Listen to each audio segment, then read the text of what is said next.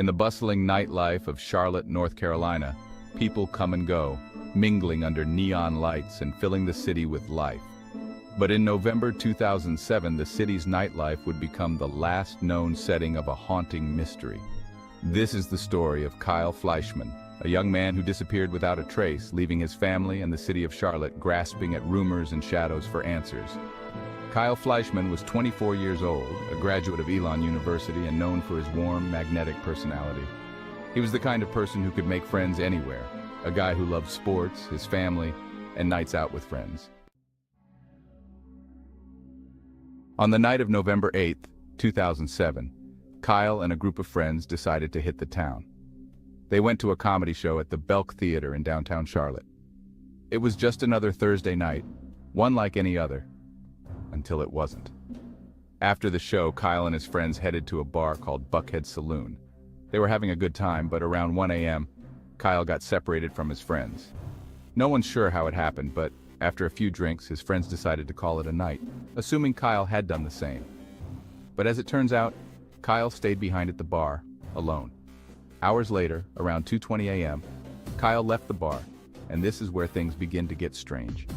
Surveillance cameras captured him walking out of Buckhead Saloon, but what happened after that is a mystery that has yet to be solved. He walked down North College Street, and then he was gone. The next day, Kyle's family realized something was wrong. His car was still parked in the lot, untouched. His bank accounts hadn't been used, his cell phone remained silent, and Kyle, someone who had never disappeared before, was simply gone. Charlotte police launched an investigation. They retraced Kyle's last known movements, but nothing made sense. There were no signs of foul play, no footage of him after he left the bar, and no evidence to suggest where he might have gone. The lack of answers left everyone involved frustrated and heartbroken. Kyle was close with his family, said Detective Julie Gibson from the Charlotte-Mecklenburg Police Department. It's hard to believe he would just walk away without a trace. We followed every lead, but it's like he vanished into thin air. It's unsettling. Over the years, the mystery only deepened. Some people believed that Kyle might have gotten into a fight or encountered someone who meant him harm. Others speculated that he could have wandered into an unsafe part of town and met with an accident or foul play, but the details, they just don't add up. Kyle's father, Dick Fleischman, became an outspoken advocate for finding his son. He appeared on television, organized search parties, and worked tirelessly to keep Kyle's memory alive. "I just want to know what happened," Dick said in a local interview. "Someone out there knows something. I can't give up on my son. He wouldn't give up on me." The family set up a website, distributed thousands of missing person posters, and even offered a reward for information leading to Kyle's whereabouts. But still, no one came forward with answers. Local social media groups took up the case, with users debating theories, piecing together timelines, and speculating about what could have happened to Kyle. One user commented, "It's like he walked into the city and just disappeared. How does that happen?" Then, rumors began to surface.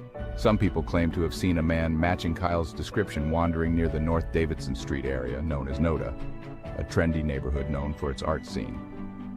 But police could never confirm these sightings. Others speculated that he may have fallen victim to a mugging gone wrong, while a few online theorists even suggested he had left to start a new life. But none of these theories held up under scrutiny. The most chilling theory, though, involves the dark corners of Charlotte's underworld. According to whispers around town, Kyle may have encountered the wrong people that night. Some suggest he was lured into a dangerous situation, possibly involving gang activity, and that his disappearance was part of a cover-up. But without any concrete evidence, these remain just rumors. Detective Gibson shared her frustration in a 2019 interview, saying, "This case is one that keeps you up at night. We don't have the answers, and the family doesn't have closure. Someone out there knows what happened, but for now, it's a secret that's buried." To this day, Kyle's family hasn't stopped searching. They hold vigils, share his story, and continue to hope that someone will come forward with the truth.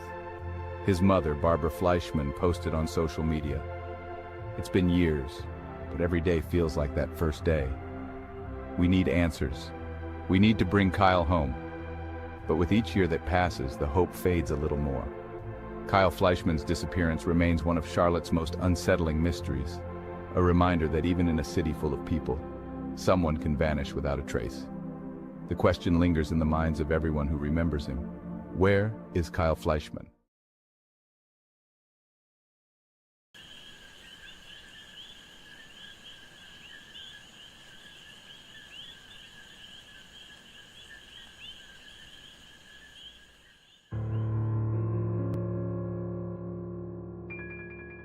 Bardstown, Kentucky, a small town nestled in the heart of bourbon country, known for its historic charm and friendly residents. But over the last decade, something darker has lurked beneath Bardstown's idyllic exterior. Since 2013, this town has been haunted by a series of brutal, unsolved murders and disappearances that have left the community searching for answers. No arrests, no concrete leads, just a lingering fear that someone or something is out there, hiding in plain sight.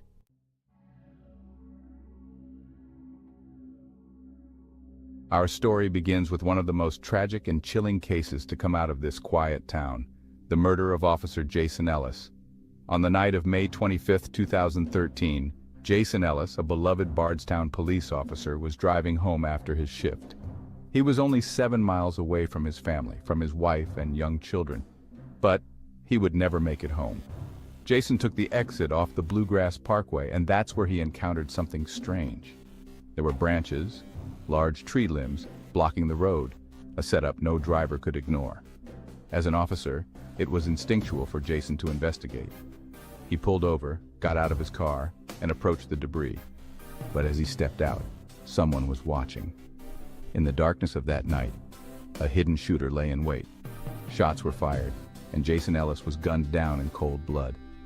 The ambush was brutal, calculated, and left the entire community shaken. Jason's murder was not random, said Bardstown Police Chief Rick McCubbin in a public statement shortly after the murder. This was premeditated, an ambush. Someone planned this, someone knew his routine. Despite an exhaustive investigation, interviewing hundreds of people and searching for any possible lead, no arrests were made. Rumors circulated. Was it a personal vendetta? A message? To this day, there's no answer, no known motive, no suspects. Bardstown had its first mystery, but it was far from over.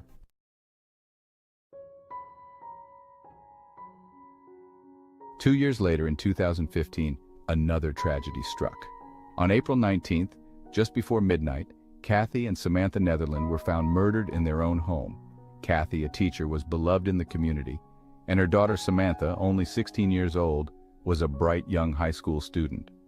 The scene police found inside their house was so gruesome that investigators couldn't believe what they were seeing. Kathy and Samantha's deaths were violent.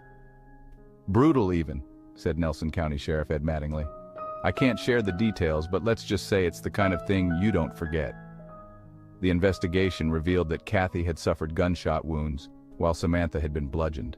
There was no sign of forced entry, no obvious motive, and the sheer brutality of the murders made the town even more fearful. Who could do this? And why? The police were tight-lipped about the investigation, but whispers in Bardstown spread like wildfire. Some people believed it was the same person who killed Jason Ellis, someone with a vendetta against the community. But again, the case went cold, and there were no leads.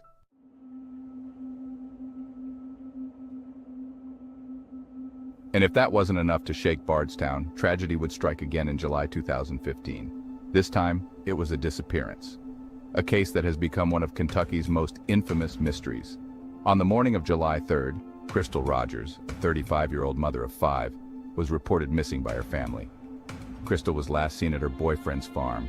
Her car was later found abandoned along the Bluegrass Parkway, the same road where Officer Ellis had been ambushed 2 years earlier. Her keys, purse, and cell phone were still inside the car, but there was no sign of Crystal. Her boyfriend, Brooks Houck, was the last person to see her. When questioned, Brooks claimed he had nothing to do with her disappearance, stating that he went to bed, and when he woke up, she was gone. But Crystal's family wasn't convinced. Her mother, Sherry Ballard, publicly accused Brooks of involvement, saying Crystal wouldn't just leave her kids. She wouldn't just walk away. The investigation took a darker turn when Brooks's brother, Nick Houck, a Bardstown police officer, was accused of interfering in the investigation. Nick was questioned by the FBI, and it was reported that he failed a polygraph test. Despite the suspicions, both Brooks and Nick denied any involvement in Crystal's disappearance. Brooks's words to reporters have haunted Bardstown ever since. "People can think what they want," he said, looking right into the camera, "but I have nothing to hide." Years passed, and the case grew colder with every passing month. Crystal's family has continued to hold vigils and search for answers, refusing to give up on finding her. Her mother, Sherry, has kept her memory alive, stating, "I'll keep fighting for her. I'll never stop until we know what happened to Crystal."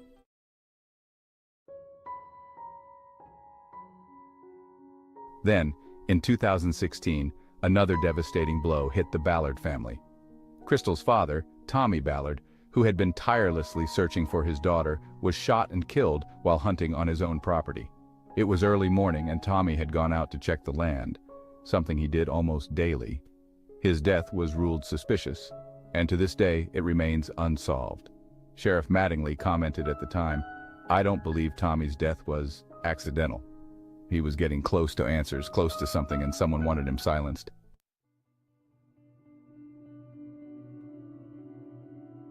And now, Bardstown is left with a string of unanswered questions. The community has been forever changed by these murders, each one leaving a scar on the town. Social media has exploded with theories, speculation, and even accusations. A local Facebook group dedicated to solving these mysteries has thousands of members, each person trying to piece together the puzzle that is Bardstown. One user posted, "This town isn't safe. Something evil is here. I don't know who's doing this, but they're watching all of us." Another wrote, "I used to let my kids ride their bikes around town. Not anymore. Not after Crystal. Not after Tommy. Whoever's behind this is still out there."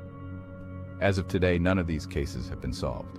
The murders and disappearances hang over Bardstown like a shadow, a haunting reminder of the dark secrets that may never be revealed. Investigators have tried every angle, exhausted every lead, but the answers remain just out of reach. It's as if Bardstown itself has become a character in a mystery novel, where the truth is buried so deeply that no one knows if it will ever be uncovered. The town has been called the most haunted place in Kentucky by its own residents, not because of ghosts, but because of the fear that lingers in the air. People keep their doors locked. They look over their shoulders and they wonder, who's next? Will the truth about Bardstown's dark mysteries ever come to light? Or will this small Kentucky town continue to live in the shadow of unanswered questions and unsolved cases? All we know for certain is that someone out there knows what happened to Officer Jason Ellis, Kathy and Samantha Netherland, Crystal Rogers, and Tommy Ballard. And until the truth comes to light, the people of Bardstown will continue to live in fear of the secrets lurking in their own backyards.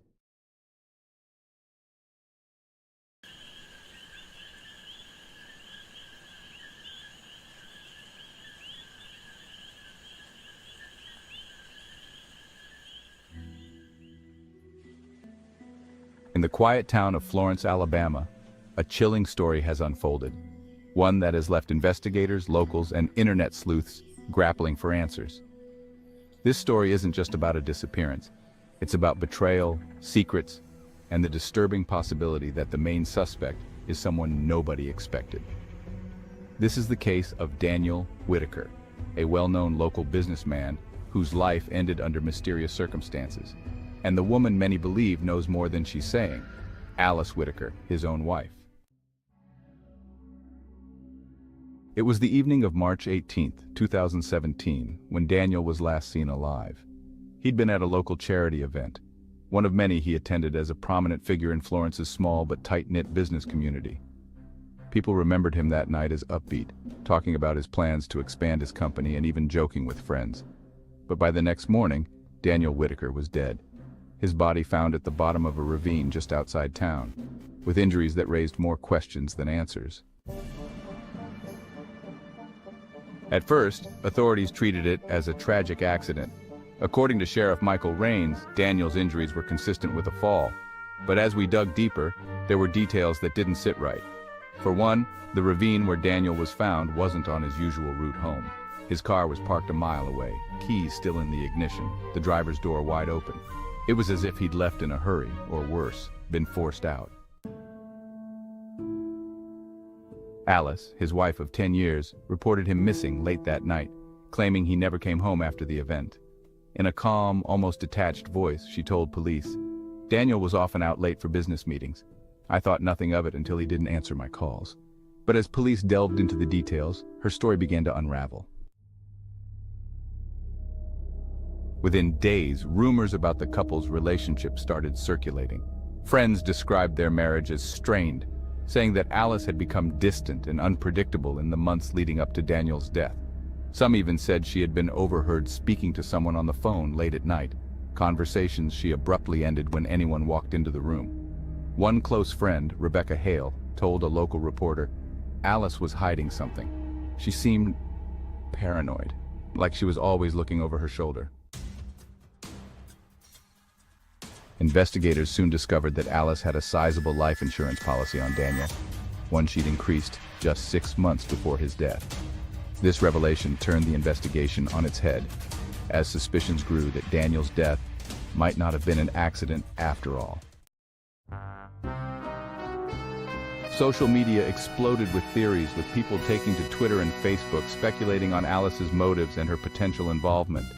One post read, "What kind of wife increases her husband's life insurance just before he dies?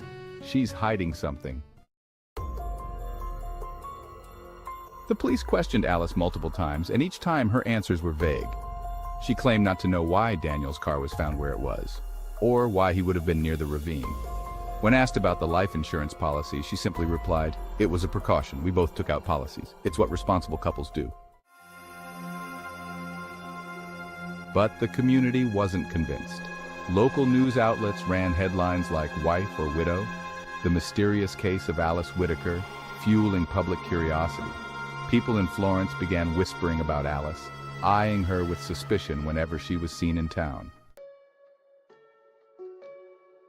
As weeks turned into months, detectives continued digging into Alice's background. They discovered that she'd been in contact with an old boyfriend, Ryan Keller, a man with a criminal record who'd recently moved to Florence. Cell phone records revealed late-night calls between Alice and Ryan in the days leading up to Daniel's death. When police questioned Ryan, he denied everything, saying, "Alice called me for advice. She said her marriage was falling apart, that's all." But Detective Linda Morse didn't buy it. "There's something about Alice's demeanor that doesn't add up. Most grieving widows don't call their exes for advice," she told the Florence Gazette. And still, Alice refused to provide any clear answers. Then, a shocking piece of evidence surfaced. A letter found in Alice's car, allegedly written by Daniel just days before he died. In the letter, he expressed fear for his life, stating, "I feel like I'm being watched, even in my own home. Alice has been acting strange. If anything happens to me, look into her." This letter became the centerpiece of the case, leading to public outcry and demands for justice. Alice claimed the letter was a forgery, insisting that someone was framing her. But when asked who would want to frame her, she had no answer. Her only statement to the press was brief and haunting. "People believe what they want to believe. I loved Daniel, and I had nothing to do with his death." As of today, Daniel Whitaker's death remains unsolved. No charges have been filed, and Alice Whitaker continues to live in Florence, maintaining her innocence despite the mounting public suspicion. Ryan Keller left town shortly after being questioned, adding another layer of mystery to an already dark tale.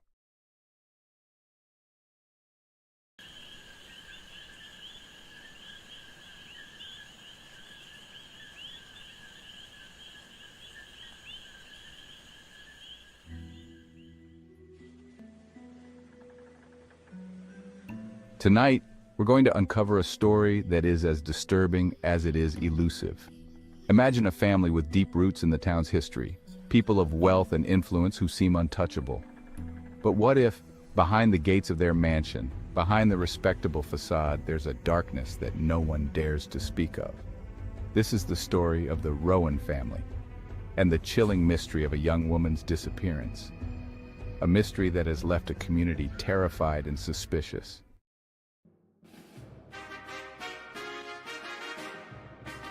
The Rowans are one of the oldest and most prominent families in Richfield, a small but affluent town that seems straight out of a postcard. The Rowan family has controlled much of the town's industry and property for generations. Known for their charitable contributions, their lavish parties, and their untouchable reputation, the Rowans were seen as Richfield's royalty. But, under the surface, rumors whispered of their coldness, their ruthless business dealings, and more recently, a tragedy that shook the town.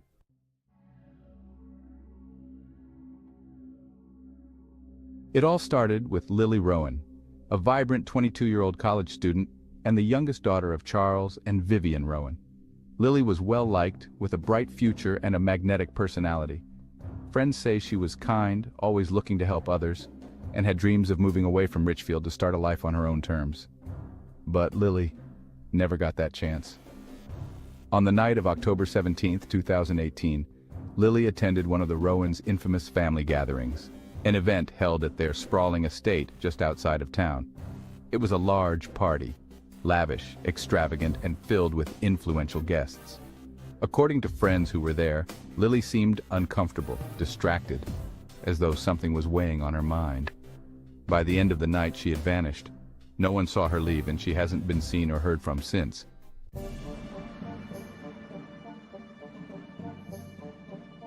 The investigation was swift, as the Rowans demanded answers. But what the public didn't see was the growing tension between the family and the investigators. According to Detective Maria Sloan, who was initially assigned to Lily's case, it was clear from the start that the Rowans weren't telling us everything. There was a guardedness, a sense that they were more interested in managing appearances than finding the truth. Despite the efforts of law enforcement, no evidence of foul play was immediately found.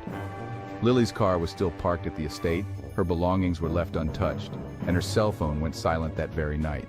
Friends and family were questioned, but everyone insisted they had no idea what could have happened to her.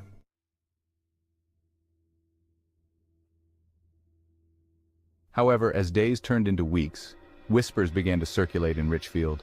People started talking about the strained relationship between Lily and her father, Charles Rowan. Charles was known to be controlling, especially when it came to his family's image. Some said he was grooming Lily to take over certain family responsibilities, but Lily had pushed back, wanting a life outside the Rowan shadow.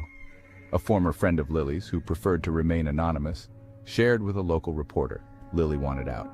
She was tired of being treated like a pawn in her family's games. She told me once that the Rowans always had secrets, things they'd kill to keep buried, she said.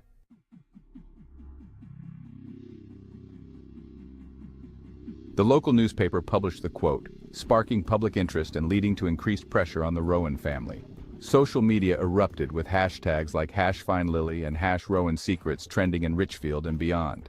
People wanted answers, but the Rowans remained quiet, issuing only a carefully worded statement through their lawyer. The Rowan family is devastated by Lily's disappearance and is fully cooperating with authorities to bring her home. But not everyone believed them.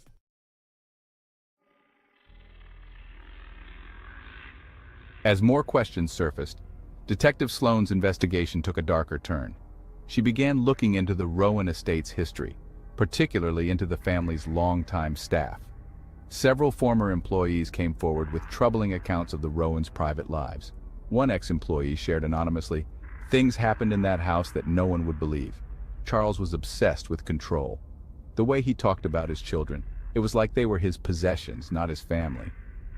This revelation cast a new light on Lily's relationship with her family. The theory emerged that perhaps Lily hadn't just disappeared.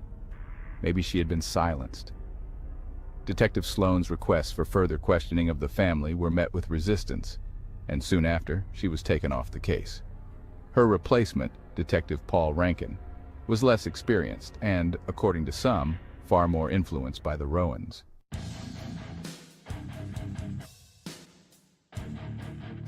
And a close friend of Lily's, Rachel Miller, started speaking out on social media. She posted on Facebook, "Lily told me she was scared. She said there were things about her family she couldn't talk about, but that she'd never be free of them. I can't stay silent anymore. Someone needs to look into the Rowans." Rachel's post gained traction, and soon the town of Richfield became divided. Some sided with the Rowans, insisting they were victims of baseless rumors. Others, however, believed that the family's wealth and influence had corrupted the investigation, keeping crucial details hidden. The tension in town was palpable, and more people began demanding answers.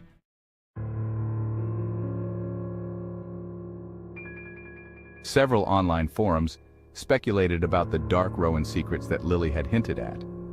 Some people believed she may have uncovered something within the family business, a scandal or a crime, that her father wanted to keep hidden. Theories ranged from fraud to even more sinister possibilities, though no concrete evidence surfaced.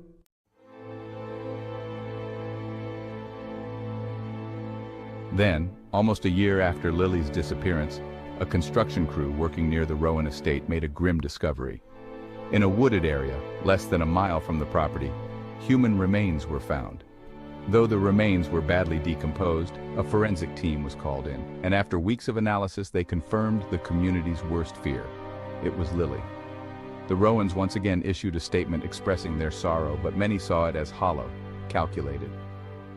The Rowans are saddened by this tragic news, it read. They ask for privacy during this difficult time and remain hopeful that justice will be served.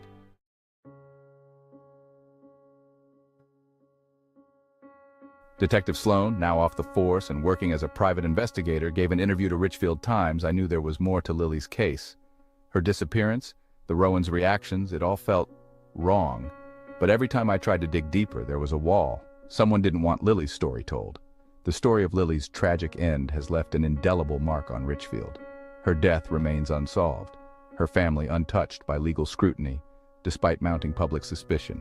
On social media, the story of Lily Rowan became a cautionary tale, with people across the country asking, what are the Rowans hiding, and how far will they go to keep their secrets safe? To this day, no arrests have been made, and Richfield lives under the shadow of the Rowan estate. The townspeople continue to whisper, to wonder, and to remember the young woman who tried to escape her family's grasp, but ended up buried in the very soil she wanted to leave behind.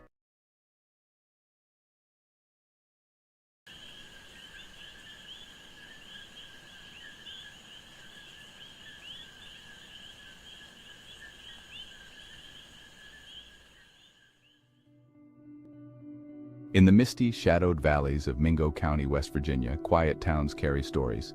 Whispers of what might have happened on lonely roads or in thick woods, each story becoming a mystery, a warning. And one of these stories, the story of Cynthia Hall, still echoes through Lenore, a place now haunted by an unsolved murder that remains a chilling enigma.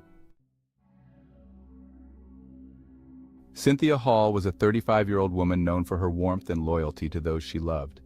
To her family and friends, she was a beacon of kindness and reliability. On the morning of February 3, 2021, her sister Megan expected to hear from her as they spoke every day.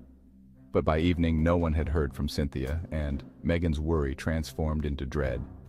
Cynthia had made plans with her family that night, but never arrived. Calls went unanswered, and soon her family realized something was terribly wrong. After hours of searching, Cynthia's family found her car abandoned along a remote road near Lenore. An unsettling discovery in itself. Her keys were missing and her phone was off. The car, left as if she had simply disappeared, offered no clues. Local authorities from the Mingo County Sheriff's Office quickly joined the search.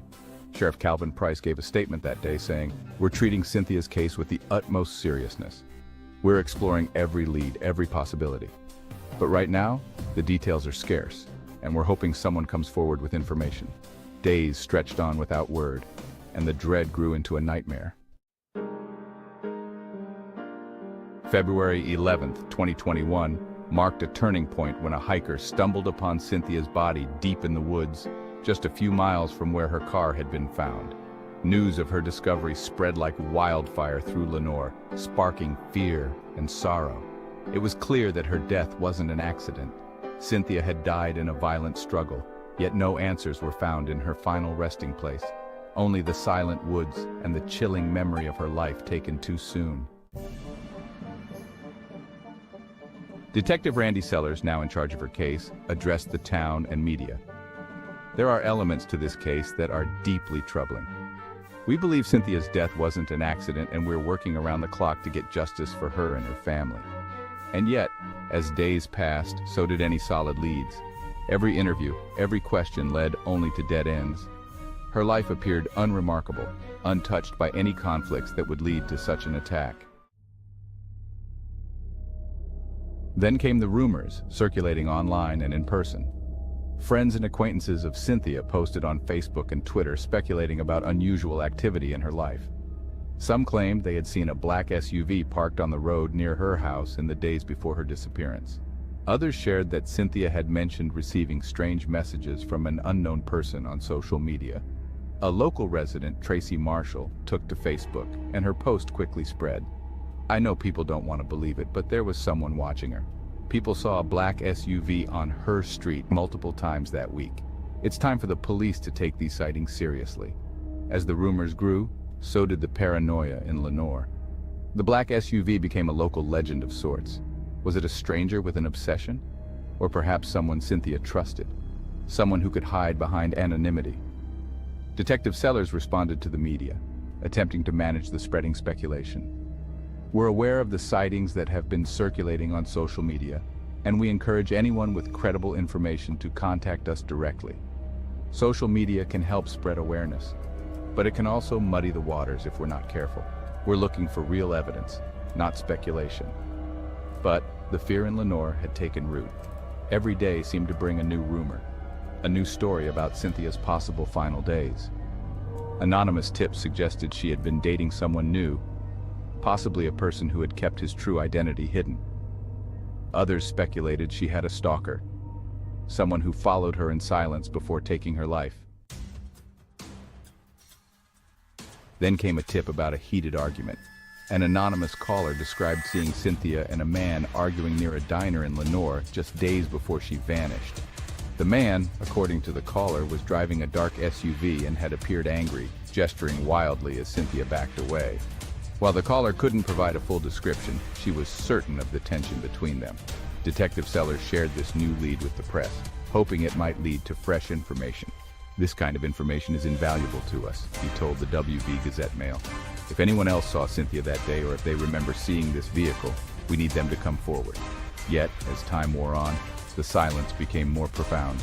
Each lead faded, each suspect was cleared, and Lenoir's unease grew. As weeks turned into months, Cynthia's case seemed destined to become another dark memory in the town's history. Until late 2021, nearly a year after her death, when her best friend, Lori Stanton, discovered something unnerving. One evening, Lori found an envelope tucked into her car's windshield wiper. Inside was a single, grainy black and white photo of Cynthia. In the picture, Cynthia sat alone on a park bench, looking over her shoulder as if she sensed someone's gaze. No note, no signature, just that haunting image. Lori immediately contacted Detective Sellers, who began examining the photo for clues. Was it a genuine photograph or a cruel prank? The photo appeared real, but it was impossible to trace when or where it had been taken. As word spread about the photo, so did the fear in Lenoir. Social media filled with speculation, with one user posting, "Whoever left that picture isn't done with this. They're still out there watching. Cynthia's case isn't cold, it's just hidden." The chilling photograph rekindled the town's anxiety, and soon after, a group called Justice for Cynthia emerged. Led by Lori, the group held rallies, organized vigils, and launched a campaign encouraging anyone with information to come forward.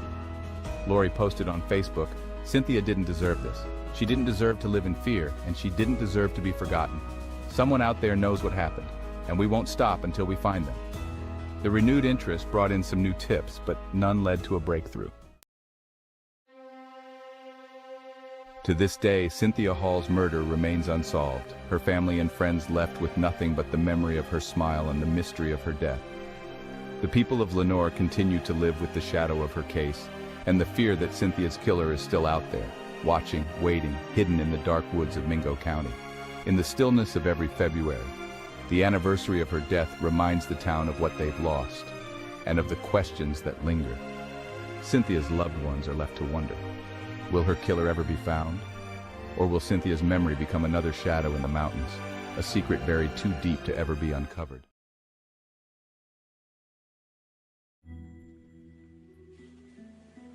In the small town of Douglasville, Georgia, nestled among the quiet pine trees and winding country roads, the residents had always felt a sense of safety. It was the kind of place where people still kept their doors unlocked, where everyone knew everyone else's business. But in late 2018, that feeling of security was shattered. One by one, people began to go missing or were found dead under strange circumstances. There was no pattern, no sense to it. at least none that the townsfolk could see. The first disappearance was that of 34-year-old Sarah Klein, a waitress at one of the few local diners. She left her night shift one evening, her last known sighting recorded on a grainy camera outside the diner around midnight. Her car was found the next morning, still parked on the street, keys on the dashboard, but Sarah had vanished. 2 weeks later, another person went missing, a trucker named Bill Johnson passing through town on his way south. Bill had stopped at a gas station just off the highway. A clerk recalled him chatting with an unknown man, but the man's face was never caught on security cameras. After that night, Bill and his rig vanished too.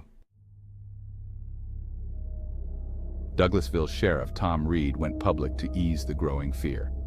"We're following every lead, every single one," he told the press. "This town is my home, and we will not let it be haunted by fear." But the people weren't convinced. Rumors spread that it might be a trucker, someone coming into town only to disappear down the highway once the deed was done. Stories began circulating on social media, sightings of strange trucks and drivers in unfamiliar clothes. One resident posted in a local Facebook group, "There's someone watching us. I saw a dark rig parked on the side of Highway 78 with its lights off. Something isn't right." The case grew colder, yet more bodies appeared. Each was found within days of a large, unmarked truck rolling through town, always seen by just a handful of witnesses who couldn't quite remember the details. It didn't help that the truck was described differently each time. "It's like he's got an army of rigs," one local said on a news interview, shaking his head. Chief Reed, growing more desperate, called in federal support, but even they couldn't turn up much. "Whoever's doing this knows how to leave no trace," he said grimly. Local authorities noted in reports that these sightings, despite being scattered and vague, couldn't be pure coincidence. The local paper speculated, "Is there a serial killer stalking our highways?" Everyone in town had their theory. Some believed it was a drifter, while others thought it was someone from within, a local hiding in plain sight. True crime enthusiasts dubbed the elusive figure the Phantom Trucker. Theories abounded. Was it a rogue driver, an organized ring, or just a stranger, using the lonely southern highways as a hunting ground? Residents continued to report sightings in the town's Facebook group, Eyes on Douglasville, where one chilling post read, "He's watching us. Last night I saw his truck parked outside my neighborhood, lights off. If you see him, don't stop." The town's fear had spiraled, and many felt that they were dealing with someone who was taunting them, moving in and out of their lives, leaving only shadows and fear in his wake. With each new sighting, Sheriff Reed would issue statements urging people to stay vigilant, to avoid isolated areas, and to report anything suspicious immediately. "We're doing all we can," he insisted. Though his words grew hollow as the months passed and the community's faith dwindled, no suspects were ever identified. The FBI's Behavioral Analysis Unit offered a profile suggesting that the individual might be someone familiar with the area, with an almost military-like precision in covering his tracks. But this only added to the town's paranoia, leading many to suspect that the killer might be one of their own. A trucker who passed through Douglasville regularly remarked to a local news station, "I see a lot of faces on these roads, but I've never seen anything like this, a ghost on the highway." So, what do you think? Was it the work of a serial killer blending into the flow of highway traffic? Was it a local hiding among them, lurking behind a familiar face? Or is it something even stranger, a traveler leaving his haunting mark on every place he passes through?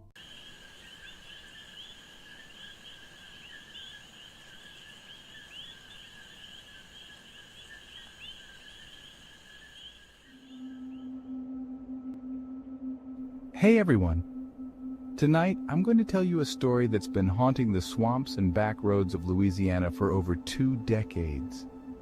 A case so chilling, so unexplained, that it still sends shivers down the spines of those who know the story. This is the unsolved disappearance of Molly Miller and Colt Haynes, and the strange circumstances that continue to baffle investigators and locals alike. It all began on the night of July 7, 2013, in the small southern town of Wilson, Oklahoma, a sleepy place surrounded by thick woods and long empty highways.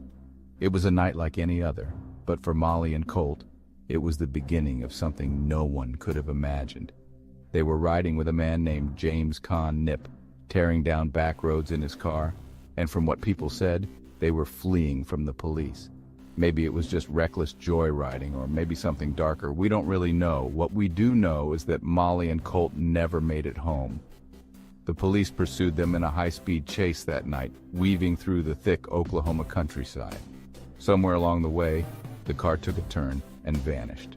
The chase ended. The police lost them. A few hours later, James Nip was found, but Molly and Colt, gone. For days, weeks even, search teams combed through the dense woods, the swamps, and the fields surrounding the area. Helicopters, dogs, volunteers, but nothing. It was as if Molly and Colt had just disappeared into the landscape, swallowed whole by the wilderness. The strange thing is, though, people close to them started receiving phone calls. That night, Colt had called a friend. His voice was panicked, almost frantic, saying they were lost in the woods, injured, and needed help. But after that, nothing. Every call they made, every plea for help, led to dead ends. It was like they were right there, just out of reach, but nobody could find them. Now, this is where the story takes a dark turn. In the months and years that followed, rumors began to swirl.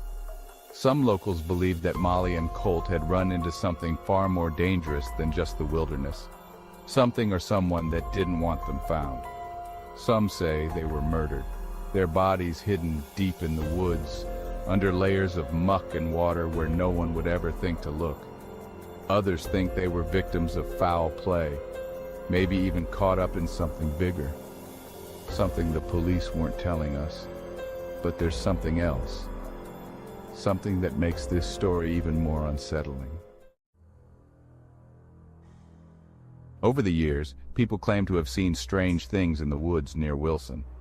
A few even said they saw shadowy figures moving through the trees, only to vanish when approached. Some swear they've heard faint cries for help late at night, cries that echo through the trees but never lead to anything. Could it be the lost souls of Molly and Colt still wandering, trying to escape whatever found them that night? Or is it just the minds of the locals playing tricks after all these years? The truth is, no one knows. No one. Molly's family never stopped looking. Even after all this time, they still search, hoping for closure. Every now and then, a new tip comes in or another sighting is reported, but it never leads anywhere. It's like they're trapped in the woods, unable to get out, unable to be found. And then there's James Nip. He served time for the police chase, but he never gave any answers about what really happened that night. He's kept quiet, and in a town like Wilson, people don't talk much when it comes to things like this. Some think he knows more than he's letting on. Others believe he's just as clueless as the rest of us. Pause. Silence. There are still no answers, no bodies, no evidence, just the memory of two people who disappeared one hot summer night in 2013, never to be seen again. It's been over a decade, and yet the mystery lingers, like the thick fog that creeps over the swamps, hiding what's underneath. So, next time you're driving through those lonely back roads in southern Oklahoma, remember this: there are places where the woods don't just swallow people whole, they keep their secrets too. And maybe, just maybe, if you listen closely enough, you might hear the faint whispers of those who were never meant to leave.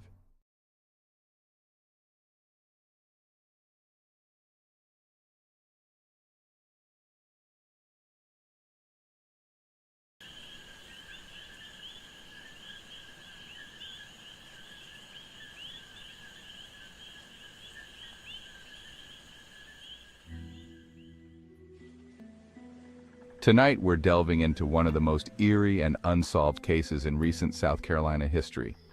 A case that leaves people in Greenville County with more questions than answers. This is the story of Jordan Cheyenne Neibling, an 18-year-old girl who went missing in October 2020 and, to this day, hasn't been found. The search for Jordan has turned up strange leads, suspicious behavior and dead ends, but it's what we still don't know that keeps haunting the people close to her. Jordan was like any other teen in South Carolina. Friends and family described her as vibrant, with a laugh that could light up a room and an energy that just couldn't be ignored. But underneath it all, Jordan had her struggles. Her life hadn't been easy, and in the weeks leading up to her disappearance, it seemed she was starting to distance herself from those around her. Then, one night, she just vanished. Jordan was last seen on October 10, 2020, when a friend reportedly gave her a ride to her ex-boyfriend's house in Travelers Rest, a quiet town nestled in Greenville County.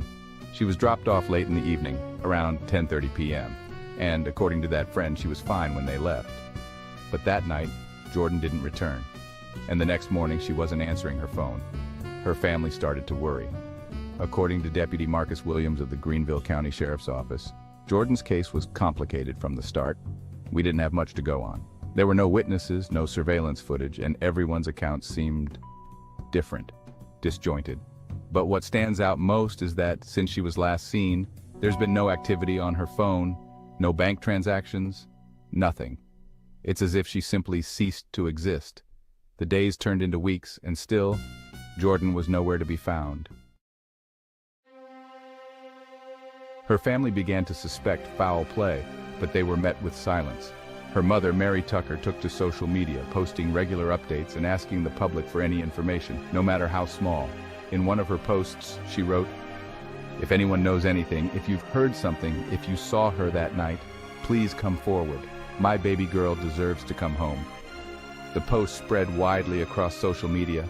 Local news stations picked up the story, and soon Jordan's face was everywhere. But the mystery only deepened. Friends and acquaintances started whispering about her ex-boyfriend, the last person who reportedly saw her. Some people in the community began to wonder if he knew more than he was letting on.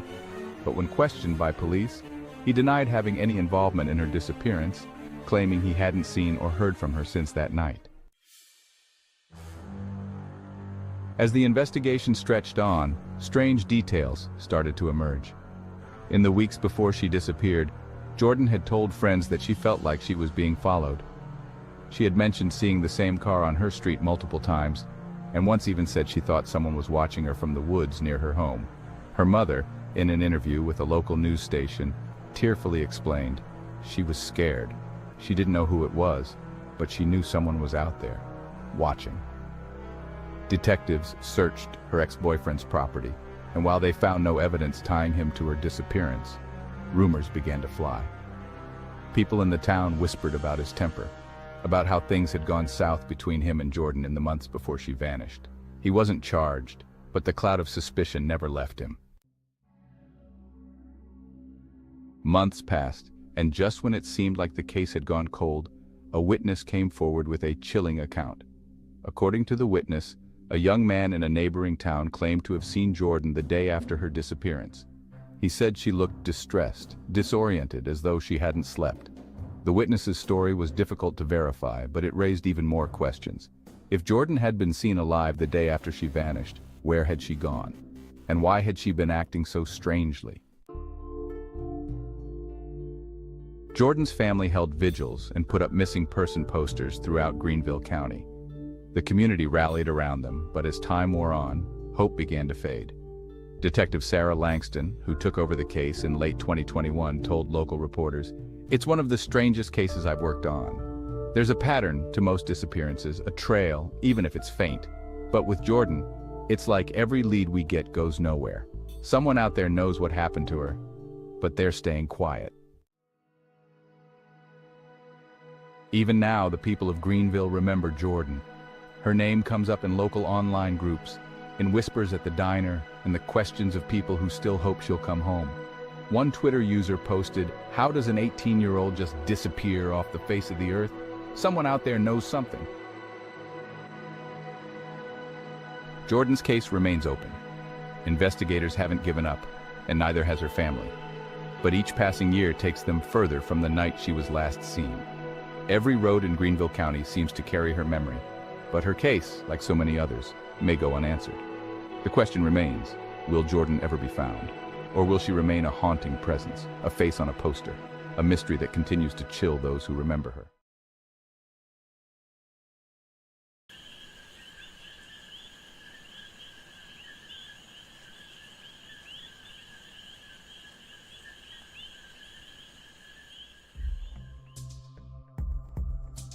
Hey there. Tonight we're going to dive deep into one of the most disturbing and unsolved murder cases from the southern United States. It's a case that still gives people chills, not just because of the brutal crime itself, but because of the strange and mysterious circumstances surrounding it. This is the story of the Jameson family murders, an entire family that disappeared in the remote wilderness of Oklahoma, only to be found dead under the most chilling conditions.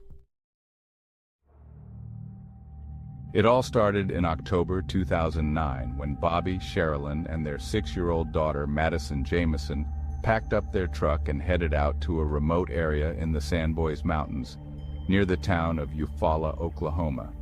They were looking for land to purchase, dreaming of a new life, far away from the noise and stress of their current home. Bobby and Sherilyn were known to keep to themselves. They didn't have a lot of close friends, and people in town said they were struggling financially. But the family had hopes of starting fresh in the quiet hills of southeastern Oklahoma. On October 8th, they set off into the mountains, planning to check out a plot of land. And then, they disappeared. For 8 days, no one heard from them. No phone calls, no sightings, nothing. It wasn't until their truck was found, abandoned on a dirt road in those very mountains, that people realized something was seriously wrong.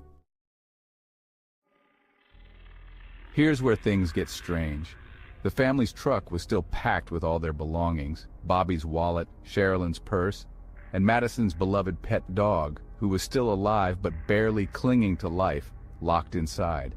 But the family? Gone. No sign of a struggle, no blood, nothing that could explain why they would leave their truck behind in the middle of nowhere. And even more unsettling, inside the truck was $32,000 in cash. Why would they leave behind such a huge sum of money? Search parties were launched. Law enforcement, volunteers, and even FBI agents combed the thick forest for weeks. But it seemed like the Jamesons had vanished into thin air. For 4 years, the case went cold. The only clues were the strange items left in the truck: money, a GPS unit, and a cryptic message found in Sherilyn's journal. There were rumors, of course. People started talking about how Bobby and Sherilyn had been acting strangely in the months leading up to their disappearance. Some said they were paranoid, convinced they were being stalked by dark forces. Others believed the family had gotten involved in something dangerous, something that led to their deaths. But it wasn't until November 2013 that the truth, or part of it, came to light. In the fall of that year, hunters stumbled upon the skeletal remains of Bobby, Sherilyn, and Madison, lying side by side in the woods just 3 miles from where their truck had been found. The discovery raised more questions than answers. The bodies were badly decomposed, and due to the condition of the remains, the medical examiner couldn't determine the cause of death. There were no signs of trauma, no gunshot wounds, no stab marks, nothing that could definitively explain how they died. But here's where it gets really creepy. Investigators found no reason why the Jamesons would have wandered so deep into the forest. They weren't hikers, and they weren't familiar with the rough terrain of the Sandboys Mountains. Some believe they were forced into the woods, but by who or what? As with many unsolved cases, the rumors began to spread. Some people believed the Jamesons were killed by a local cult. You see, Sherilyn had claimed that they were being haunted by spirits, dark, malevolent forces that were tormenting their family. In fact, friends said she had become obsessed with witchcraft. using Ouija boards in an attempt to communicate with the dead. Did they get too close to something they shouldn't have? Something otherworldly? And then there's the theory that the Jamesons were murdered because of drug activity. The area they were found in is known for meth production, and some believe that Bobby or Sherilyn had somehow crossed paths with dangerous people involved in the drug trade. But if that's the case, why leave the cash behind in the truck? The investigation also uncovered strange footage from the security camera installed at the Jamesons' home. It showed Bobby and Sherilyn packing their truck on the morning they left. But what caught everyone's attention was the way they were moving, slowly, deliberately, almost as if they were in a trance. Over and over, they went back and forth from the house to the truck, placing items in the back, but never speaking to each other. It was eerie, to say the least. What was going through their minds? To this day, no one knows what really happened to the Jameson family. Was it murder, an accident, something supernatural? The theories are endless, but the truth remains buried in the remote wilderness of southeastern Oklahoma, where their bodies were found. And that brings us to the present. More than a decade later, the case is still unsolved.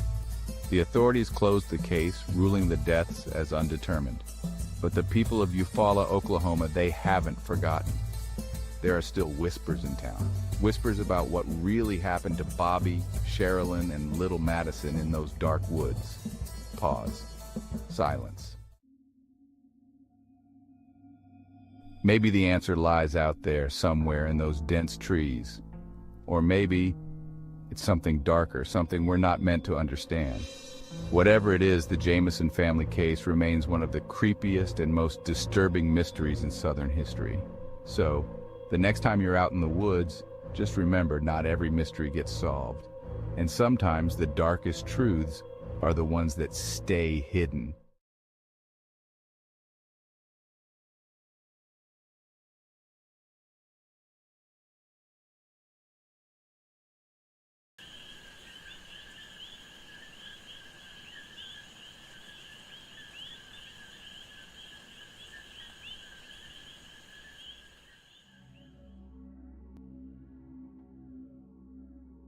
In the quiet town of Greenwood, South Carolina, the name Hayes carries weight. The Hayes family is known not just for their wealth, but for their far-reaching influence. They're the kind of family whose name is on local libraries, hospitals, and historic buildings, pillars of the community who seem untouchable, respectable. But beneath their polished reputation lies a mystery that has haunted Greenwood for nearly a decade.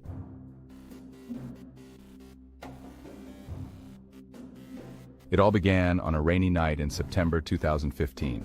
Claire Hayes, the 25-year-old daughter of Charles and Evelyn Hayes, disappeared under circumstances so strange that it has left locals, law enforcement, and the media grappling with theories ever since. Claire was the picture of Southern charm, well-educated, friendly, and often involved in the family's philanthropic events. She just returned to Greenwood after finishing graduate school in Charleston, ready to join the family's business and perhaps take on more public-facing roles. But her sudden vanishing act threw a dark shadow over the family and left the town in shock.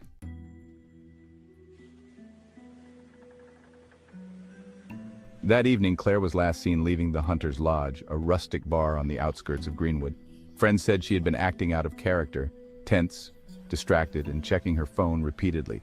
Several patrons even noted her looking over her shoulder as though someone was following her. But according to those friends, she brushed it off, saying, "It's just family stuff."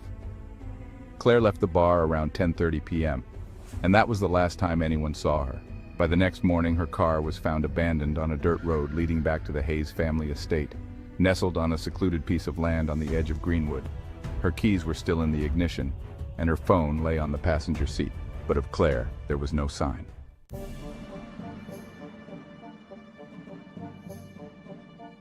When the Greenwood County Sheriff's Department began investigating, they quickly realized this wouldn't be a simple missing persons case. Sheriff Tom Garrett, who was leading the case, said to reporters, "This isn't typical. Claire didn't just vanish. There's something about this case that doesn't sit right." The Hayes family put up a strong front, working with local law enforcement, making public statements, and even offering a $100,000 reward for information leading to Claire's whereabouts. Charles Hayes, Claire's father and the CEO of Hayes Enterprises, gave an emotional plea on NBC's local affiliate. "Claire, if you're out there, know that we love you, that we're doing everything we can to bring you home. We won't rest until you're safe."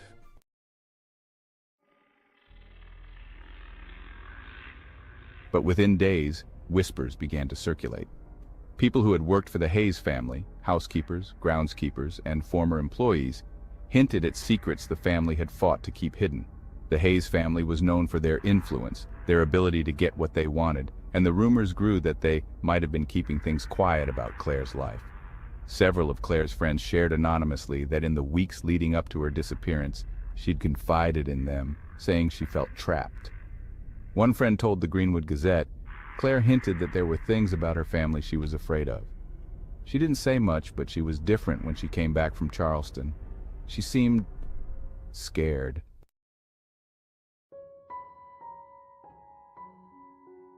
Despite the suspicions, the case went cold quickly. No evidence of foul play surfaced, no ransom demand, no leads. It was as though Claire had simply walked off the face of the earth. As the weeks turned into months, Greenwood became divided. Some believed the Hayes family was hiding information, that their influence had slowed the investigation. Others stood by the family, insisting that they were victims of a tragedy, not the cause of one.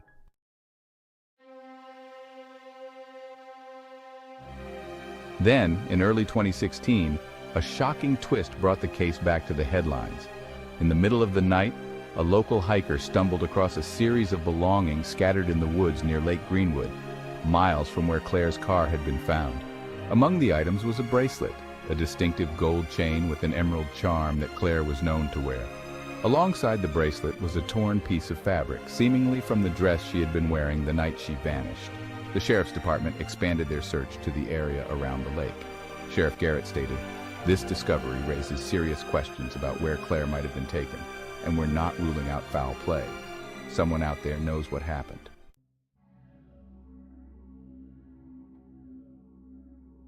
At this point, the whispers became louder. People started wondering if there was something even darker lurking in the Hayes family's history. Anonymous social media accounts claiming to have insider knowledge of the family's inner workings began posting cryptic messages. One post on Twitter read, "The Hayes don't lose things unless they want to. Greenwood has no idea who they really are." The post was deleted within hours, but screenshots circulated, sparking wild theories.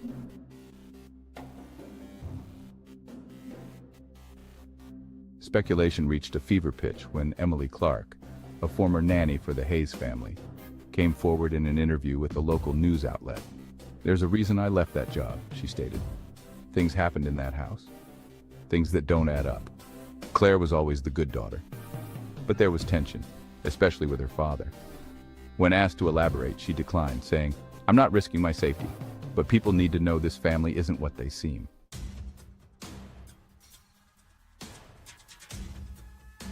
The public response was explosive. Residents of Greenwood, who had once revered the Hayes family, began looking at them with suspicion. Social media lit up with hashtags like #WhatHappenedToClaire and #HayesSecrets. People demanded answers, but the Hayes family remained silent, issuing only a brief statement through their attorney. The Hayes family continues to hope for Claire's safe return. They remain focused on supporting law enforcement in any way they can and ask for privacy during this challenging time.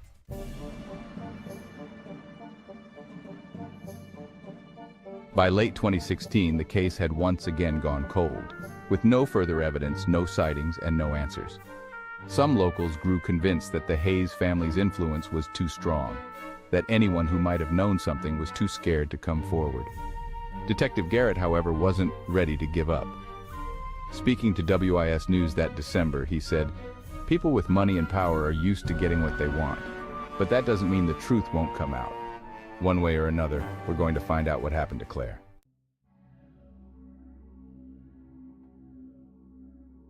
Then, nearly a year after her disappearance, a bombshell rocked Greenwood. Ethan Hayes, Claire's 28-year-old brother, was brought in for questioning after he was allegedly heard making incriminating statements at a party. According to a witness, Ethan, in a drunken state, had muttered, Claire was always the problem. But now she's gone. The witness went to the police with their account, sparking renewed interest in Ethan as a possible suspect. However, despite the witness's account, no evidence was found to tie Ethan to his sister's disappearance. He was released, and the Hayes family dismissed the claims, calling them an outrageous attack on a grieving brother. But the town wasn't convinced. People began to wonder if Ethan knew more than he was letting on, if maybe he had been involved, either directly or indirectly, in whatever had happened to Claire.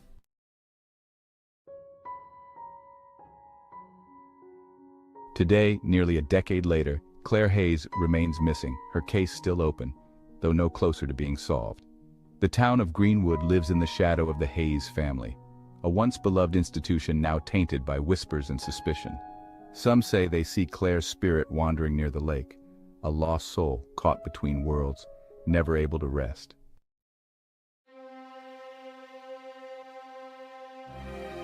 What do you think really happened that night in Greenwood?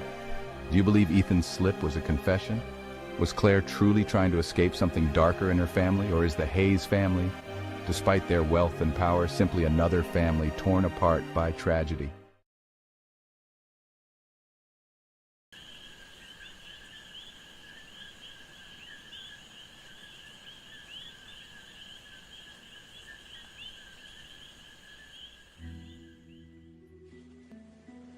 Tonight, we're diving into a haunting case from the heart of the southeastern United States, a place known for its charm, its hospitality, and, as we'll soon discover, its secrets.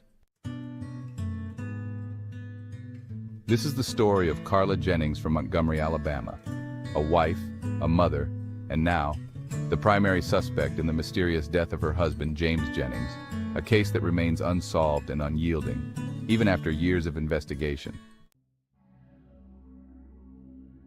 It was May 15, 2015, a quiet spring night. The Jennings family was well known in Montgomery.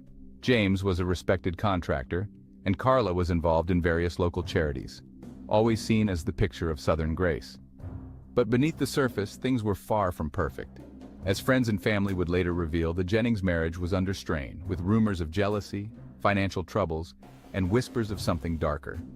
That night, around 11 p.m., Carla dialed 911, her voice frantic and nearly incomprehensible. "My husband, he's not breathing," she managed to say between sobs.